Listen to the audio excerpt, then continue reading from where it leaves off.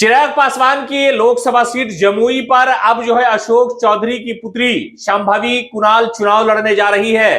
दरअसल लोगों की निगाह थी चिराग पासवान और उनके चचा के बीच जो जुबानी जंग थी, सियासी लड़ाई थी,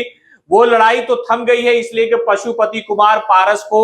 एनडीए गठबंधन में एक भी सीट नहीं मिली और चिराग पासवान ने अपना पुराना ठिकाना यानी जो उनके पिता की सीट थी हाजीपुर लोकसभा, वो वहां से चुनाव लड़ने जा रहे हैं। लेकिन जो जमुई की लोकसभा सीट है जहां से चिराग पासवान सांसद है मौजूदा समय में, वो सीट दे दी गई है अशोक चौधरी यानी नीतीश कैबिनेट में जो मंत्री है, मुख्यमंत्री नीतीश कुमार के करीबी नेताओं में उनका शुमार होता है। उनकी जो बेटी है वो चुनाव लड़ने जा रही है और वो चुनाव भी लड़ेगी चिराग पासवान की पार्टी से। यानी इस पूरे मामले पर अशोक चौधरी की जो दामाद है शयान कुणाल, शांभवी के पति, वो जाकर के मुलाकात किए हैं, गुलदस्ता दिया है और लगभग ये बात साफ हो गई है तस्वीर के चिराग पासवान की पार्टी से अशोक चौधरी की पुत्री चुनाव लड़ने जा रही है जमुई संसदीय क्षेत्र से। आपको पता है कि अशोक चौधरी और जो महावीर मंदिर ट्रस्ट के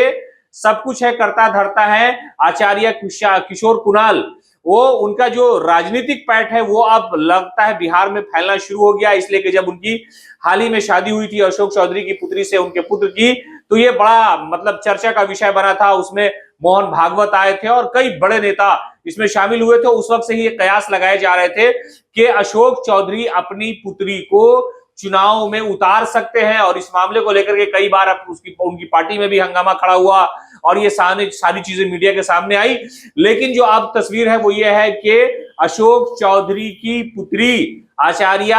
कुणाल किशोर की जो बहू है शांभवी, वो चुनाव लड़ने जा रही है और वो चिराग पासवान की पार्टी से चिराग पासवान की जो मौजूदा सीट है जमुई, वहां से